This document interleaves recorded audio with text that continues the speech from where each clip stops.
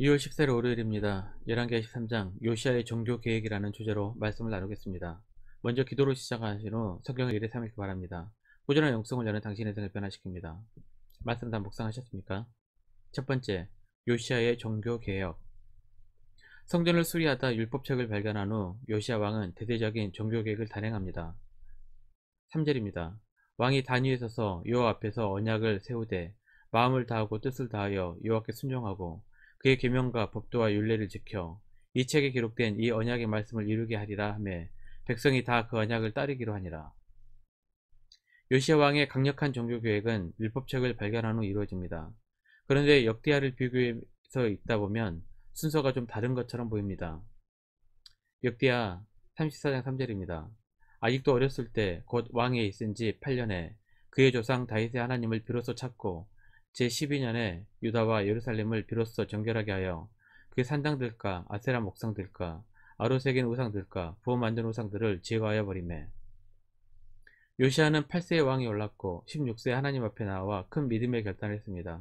그리고 20세부터는 아버지와 할아버지가 장려했던 우상 숭배 정책을 파괴하기 시작했습니다. 열왕기하 22장 3절입니다. 요시아 왕 18째 해에 왕이 무슬람의 손자 아달리아의 아들 서기관 사반을 여호와의 성전에 보내며 이르되. 요시아 왕은 26세 성전 수리에 힘을 씁니다. 역대기하에서는 종교개혁이 먼저이고 그 후 성전 수리를 하다가 율법책을 발견합니다. 그런데 열왕기하에서는 성전 수리를 하다가 율법책을 발견하고 그 후 종교개혁이 이루어집니다. 순서가 정반대입니다. 열왕기와 역대기를 종합해서 해석해보면 이런 것이 가능합니다. 요시아 왕은 아버지와 할아버지 우상 숭배 정책을 폐지하고 개혁을 원했습니다. 그래서 16세 하나님 앞에 나와 결단하고 4년을 준비합니다. 그리고 20세부터 종교개혁을 시작합니다. 하지만 종교개혁은 반대파에 막혀 생각보다 잘 진행이 되지 않았습니다. 무언가 악습과 폐단을 뜯어 고치는 개혁은 항상 장벽에 부딪힙니다. 수십 년간 뿌리 내린 전통이 단시간에 해결되기란 거의 불가능에 가깝습니다.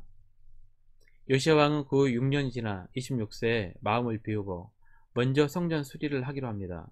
성전 수리를 하다가 율법책을 발견하게 되고 그것이 동력이 되어 다시 강력한 종교 계획을 단행합니다. 첫 번째 계획은 실패했지만 두 번째 계획은 대성공을 이루게 됩니다. 요시아 왕의 혁명적인 개혁은 4절에서 25절까지 자세하게 기록하고 있습니다. 요시아 왕의 종교 개혁을 간단히 요약합니다. 성전에서 바알과 아세라와 천체 숭배와 관련된 모든 것들을 내다가 기도는 밭에서 불살라 버립니다. 우상 숭배를 관장했던 제사장들을 다 숙청해 버립니다. 또한 전국의 산당들을 폐지하고 산당을 섬겼던 제사장들은 여호와의 성전에 출입을 금합니다. 산당 폐지는 종조 할아버지 히스기야가 이스라엘 역사상 최초로 했던 정책입니다. 요시아 왕은 북왕국 초대 왕이었던 여로보암이 베델과 단에 세웠던 금송아지 제단 중 베델 제단을 폐지해 버립니다. 베델만 폐지한 것을 보니 남왕국에 가까이 있었던 베델은 남왕국 땅에 귀속된 것 같습니다. 북쪽에 있었던 단은 아수르 제국의 영토라서 어쩔 수 없었을 것입니다. 요시아 왕은 사사시대 이후 잘 지켜지지 않았던 유월절 절기를 부활시킵니다. 23절입니다. 요시아 왕 18째 해 예루살렘에서 여호와 앞에 이 유월절을 지켰더라. 요시아 왕의 강력한 종교 계획에 대해서는 4절에서 25절을 자세히 읽으시길 바랍니다. 이렇게 종교 계획을 이룬 요시아 왕은 하나님께 가장 위대한 왕으로 인정을 받게 됩니다. 25절입니다. 요시아와 같이 마음을 다하여 뜻을 다하며 힘을 다하여 모세의 모든 율법을 따라 여호와께로 돌이킨 왕은 요시아 전에도 없었고 후에도 그와 같은 자가 없었더라. 두 번째, 국제 정세와 요시아 왕의 죽음. 아수르와 애굽은 과거에는 서로 전쟁을 하는 적이었습니다. 하지만 신흥 바벨론의 세력이 커가고 아수르가 세력해 가자 애굽은 아수르와 손을 잡고 바벨론을 견제합니다.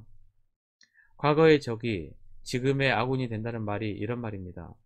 애굽왕 누거는 아수르와 손을 잡고 바벨론을 치기 위해 이스라엘의 무기토를 지나가야 했습니다. 그런데 요시아 왕은 북이스라엘을 멸망시키고 남유다를 괴롭혔던 아수르의 편을 들 수가 없었습니다.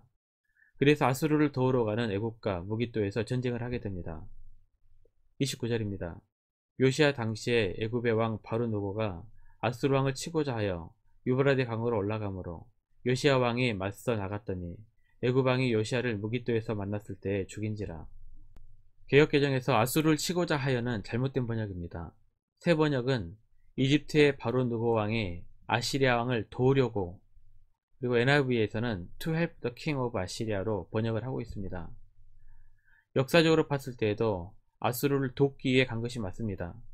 이때 안타깝게도 남유다의 최고의 성군이었던 요시야 왕이 전사하게 됩니다. 역대하 35장 24절에서 25절입니다.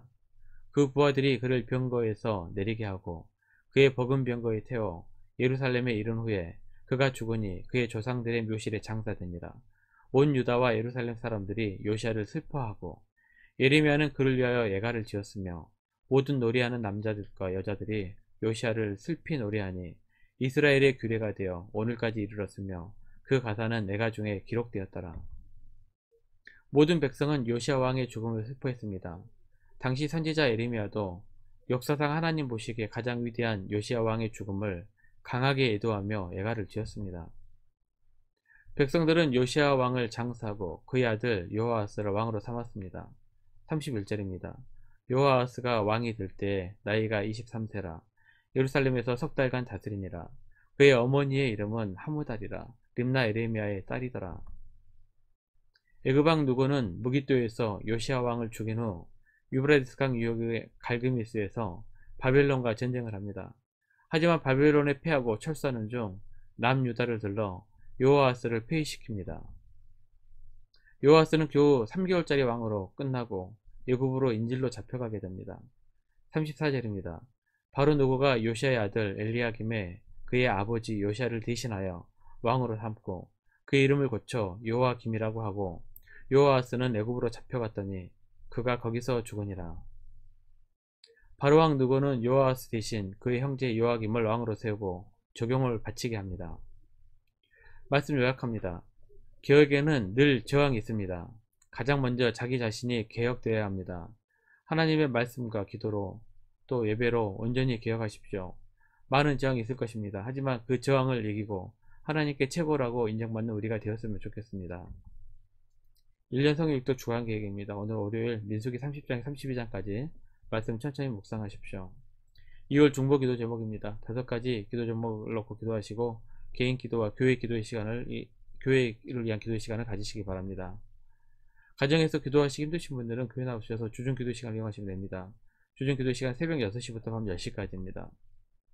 하루 30분씩 최선을 다하시기 바랍니다. 그러면 여러분의 삶이 변화될 것입니다. 영상을 다 보신 분들 확인 문자를 보내시거나 유튜브에 댓글을 달아주시면 정기적인 영성 훈련에 도움이 될 것입니다. 오늘 하루도 승리하시기를 기도합니다.